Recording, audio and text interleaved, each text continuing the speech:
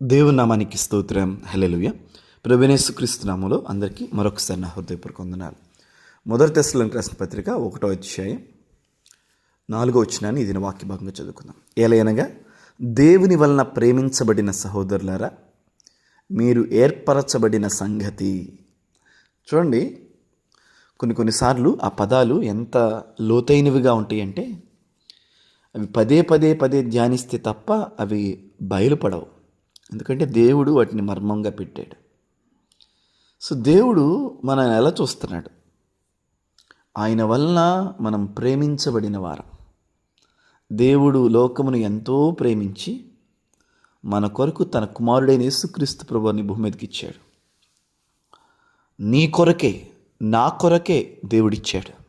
ఈ సంగతిని మనం రూఢిపరుచుకోవాలి. సో మనం ఎవరమయ్యా అంటే దేవుని వలన ప్రేమించబడిన వారం.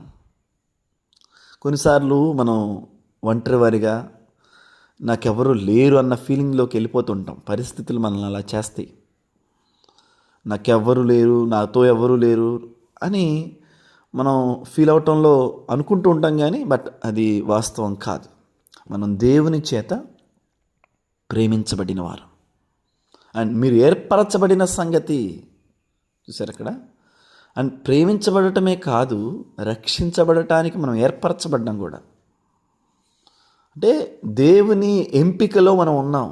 అది ఇంపార్టెంట్. చూడండి, ఇంకా దేవుని వల్ల ప్రేమించబడుతున్న వాళ్ళు అనేకులు ఉన్నారు. అందరూ ప్రేమించబడుతున్నారు, యూనివర్సల్ అది. బట్ ప్రేమించబడిన వారిలో కూడా వీఆర్ చూజన్, ఏర్పరచబడ్డాం. దేనికి ఏర్పరచబడ్డాం? ఆయన వాక్యానికి ఏర్పరచబడ్డాం, ఆయన సువార్తకి ఏర్పరచబడ్డాం, ఆయన పరిశుద్ధాత్మ శక్తికి ఏర్పరచబడ్డాం. ఆమేన్.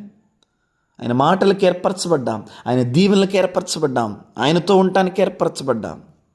Chosen one, we are chosen one. So ప్రేమించబడటం అనేది యూనివర్సల్. దేవుడు ఆయన ఎరగిన వాళ్ళు కూడా ప్రేమిస్తున్నాడు. ఆమేన్, హల్లెలూయా. ఆయన కాదన్న వాళ్ళని కూడా ప్రేమిస్తున్నాడు. అయితే మనం ప్రేమించబడటమే కాదు, ఏర్పరచబడిన గుంపులోకి వచ్చేసాం. అది దేవుడు మనకిచ్చిన ఒక భాగ్యం. సో దేవుని వలన మనం ప్రేమించబడుతూ ఉన్నాం, నెంబర్ 1. నెంబర్ 2 ఏంటంటే ఏర్పరచబడిన గుంపులోకి దేవుడు మనల్ని చేర్చాడు. ఆయన సన్నిధిని అనుభవించేట్లు, ఆయన మాటలు అనుభవించేటట్లు, ఆయనలో ఉన్న జీవాన్ని అనుభవించేటట్లు, ఆయనలో ఉన్న కృపని, సమృద్ధి జీవాన్ని అనుభవించేటట్లుగా దేవుడు మనల్ని ఏర్పరచుకున్నాడు. అందుకని ఎప్పుడు కూడా, దేవా నేను గుర్తున్నానా, దేవా ఇంకెప్పుడు కార్యం జరిగిస్తావు దేవా అని అంటే అడగటంలో తప్పు లేదు, కానీ డౌట్ పడకూడదు ఎప్పుడు మనం దేవుని. ఎందుకంటే మనం ప్రేమించబడుతున్న వారం, ఏర్పరచబడిన వారం మనం.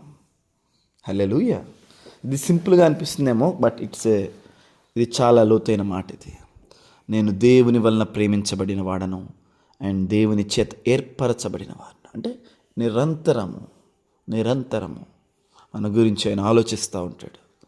మన భవిష్యత్తును గురించిన తలంపులు ఆయన హృదయంలో, ఆయన ఆలోచనల్లో మెదులుతూ ఉంటాయండి. హల్లెలూయా. మన బిడ్డల గురించి మనం ఎలా అయితే ఆలోచిస్తూ తలంచుతూ ఉంటామో, same way, more than that, మనకంటే 1000 రెట్లు ఎక్కువగా ఆయన మన గురించి ఆలోచించటమే కాదు, సమకూర్చి మేలు కొరకే కూడా జరిగిస్తూ ఉంటాడు. కనుక I encourage all of you.